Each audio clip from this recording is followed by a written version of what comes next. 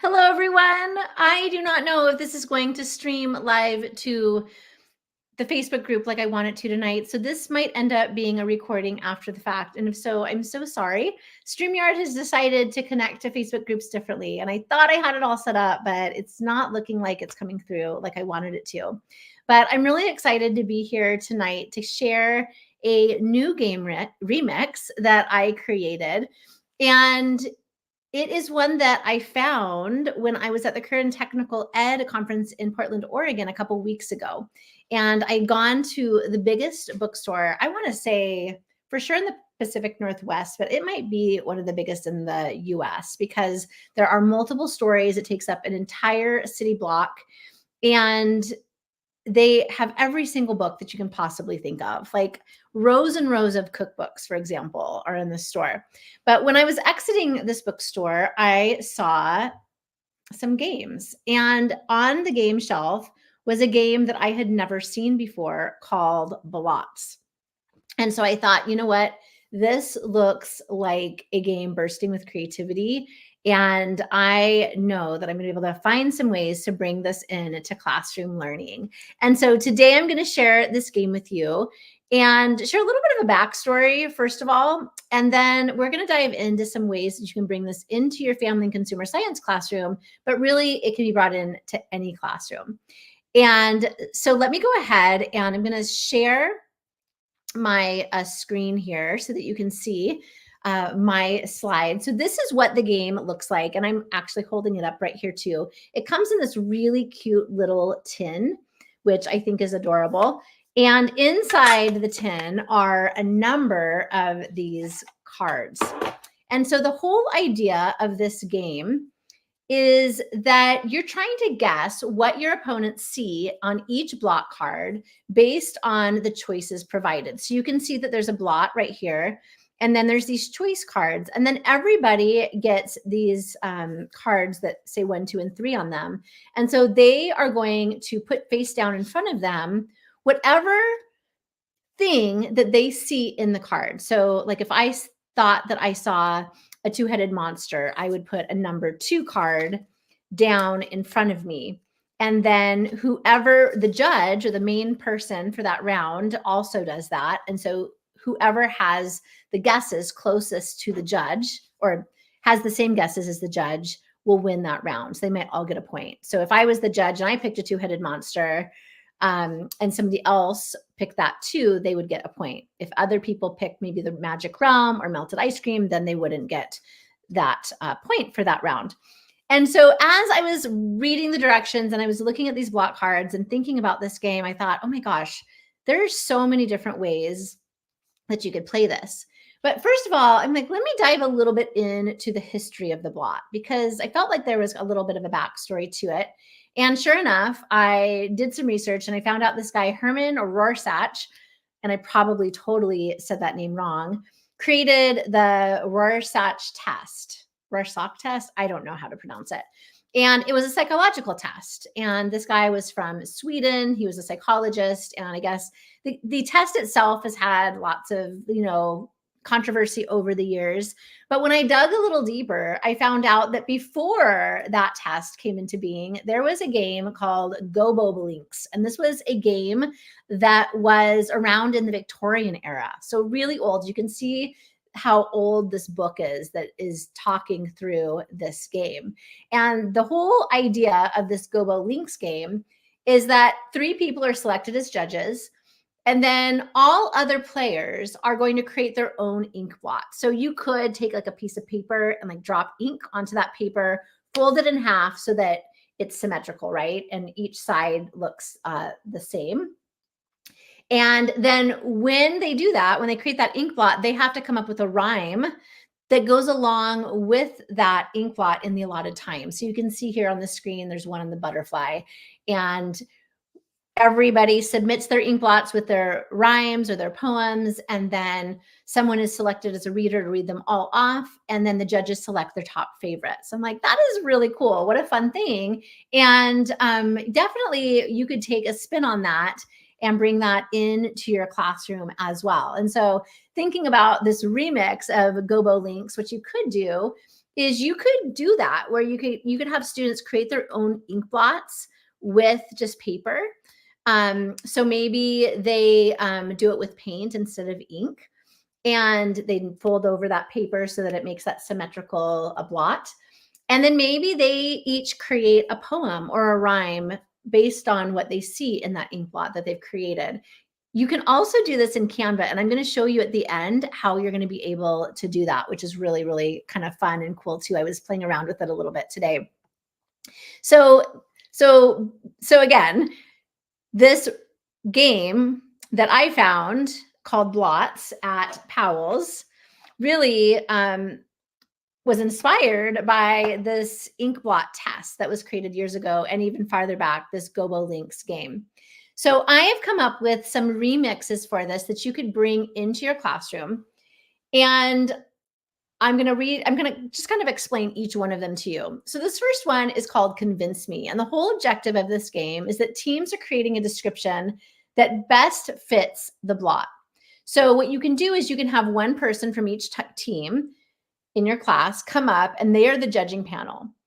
And then each of the teams are going to come up with one answer describing the picture from either angle. So you can see this particular picture I have right side up and upside down. And so the team comes together and they come up with what they see in this picture. They pass their answers to the teacher and then mix them up. The teacher mixes them up and passes them to the judging panel. So the judging panel doesn't know who's is coming from which team, right? And then the judging panel is going to select the best description based on the criteria. Now, instead of having one person come up from each team, you could just decide on the judges beforehand so that they're not already associated with the team. That is also another way you could play. And really, there's multiple ways you can play. My whole point of doing this is really to spark inspiration and ideas and to give you some thoughts about how you could take a game like this and be able to create your own versions of it. So this one's called Convince Me. The next game that I came up with, inspired by this Blots game, is Mind Match. And in Mind Match, you can do the same thing. You can have a judging panel, and each team is going to list as many things that they see in the blot that you are projecting up on the screen. Now, if you had an actual blot game, or if you have your own blots printed out, you could make a copy and just pass one of those to each team so they have it on their table. That would totally be fine too. You could do that any way that you want. But as the teams are creating their list of what they see in that blot, the judges are also creating a list. And so then every answer that the team comes up with that matches that judge's list gets a point. So they are able to just see how they match up. Now, what you also could do is you could have teams submit all the things that they see in a Google form, and then you could have that would populate to a spreadsheet, and then you would be able to compare and put them all up on the screen and compare the lists and cross off.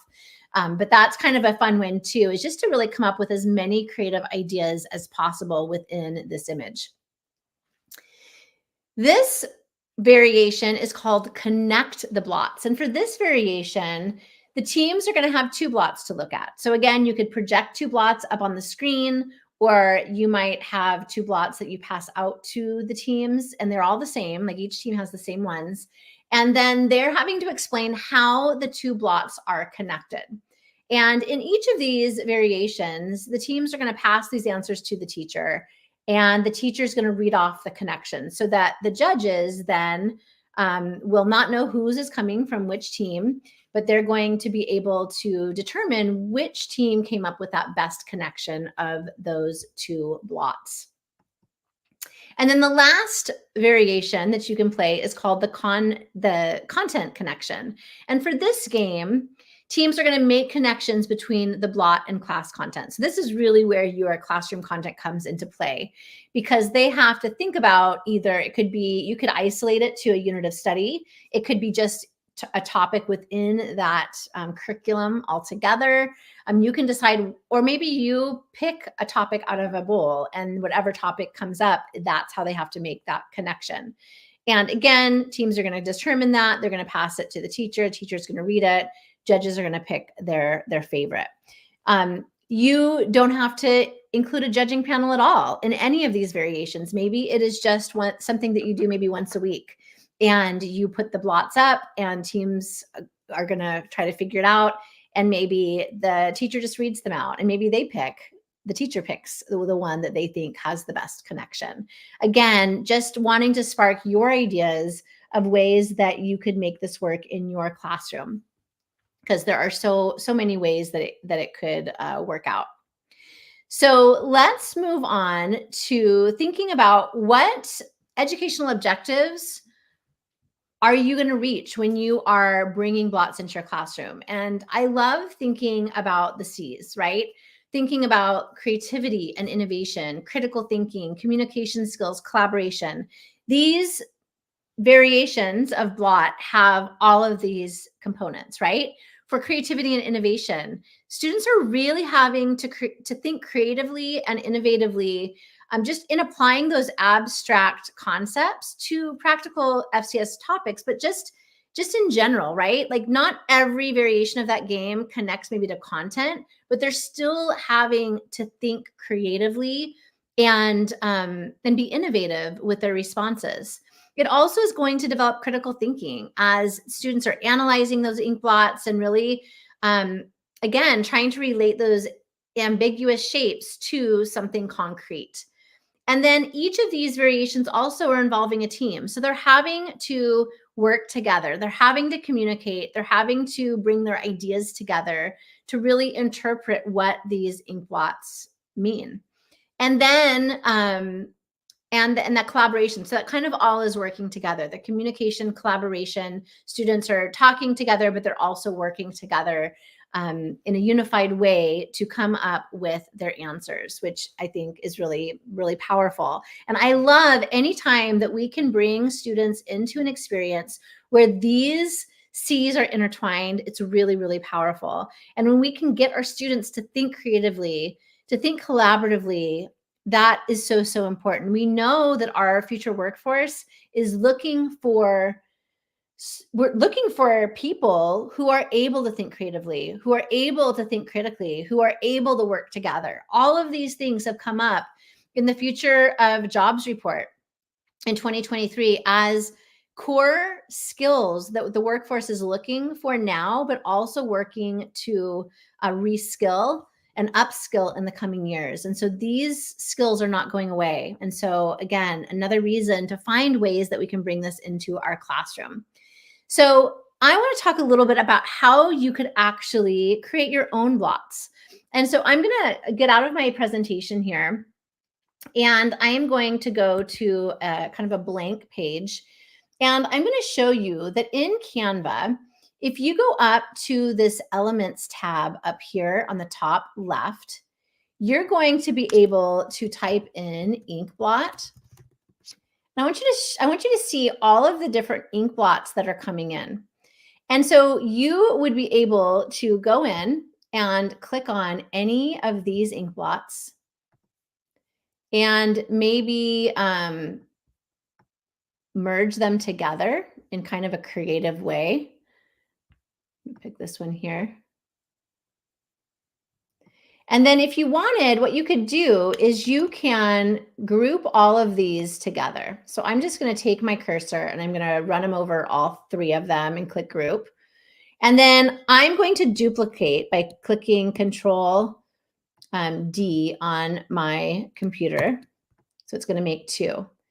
And then what I can do is I can click on that and I can move it over and flip it. So I'm going to flip it horizontally.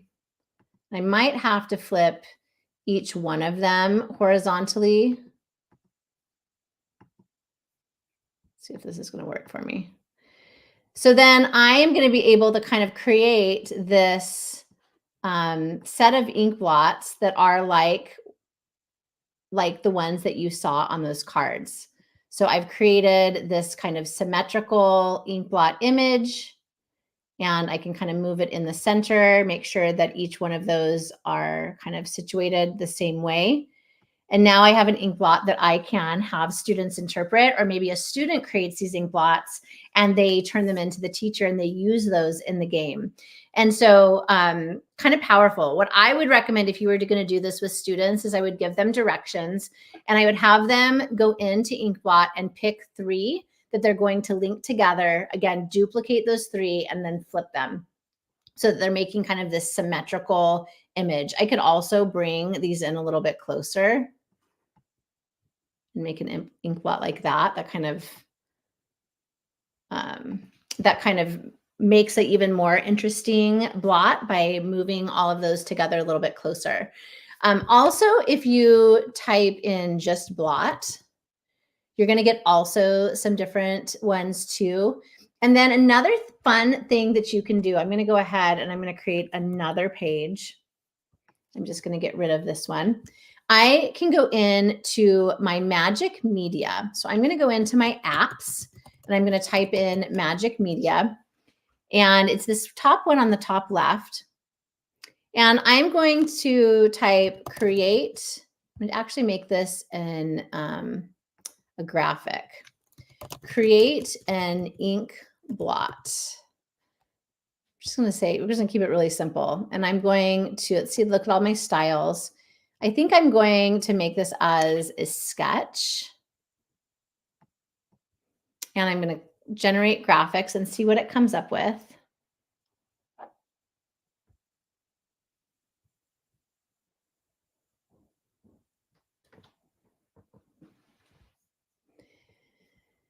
So these are really intricate ink blots that have come up, but this one's actually really cool. I like this one right here.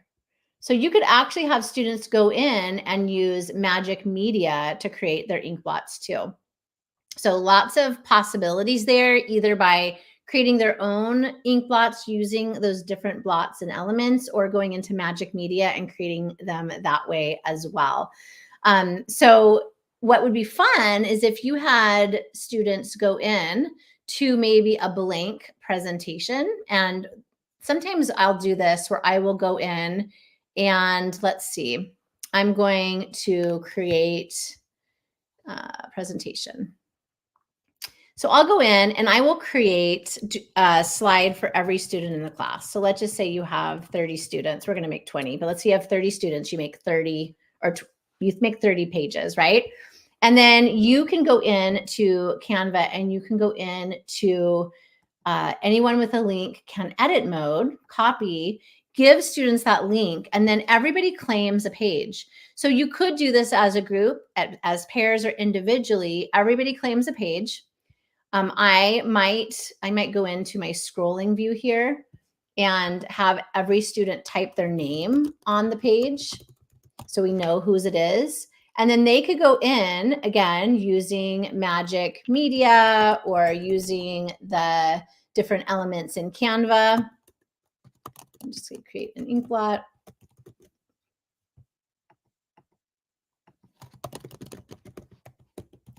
I'm going to do, I think I did doodle last time.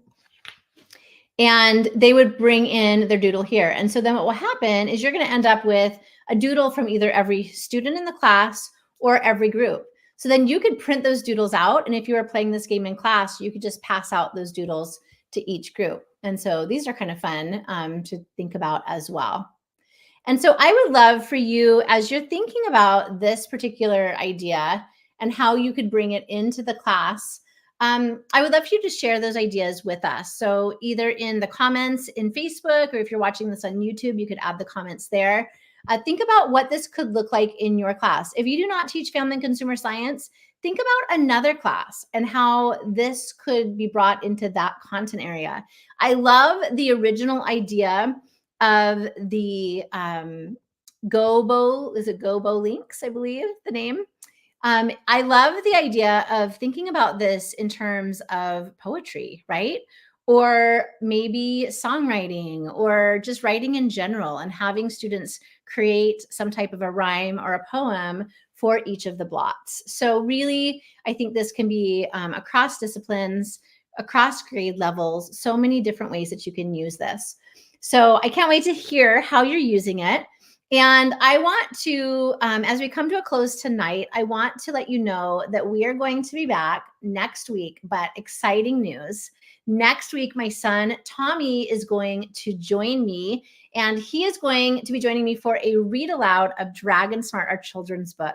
And so we're going to be there to answer questions about the book. You can ask us questions about the story writing and illustrating writing process.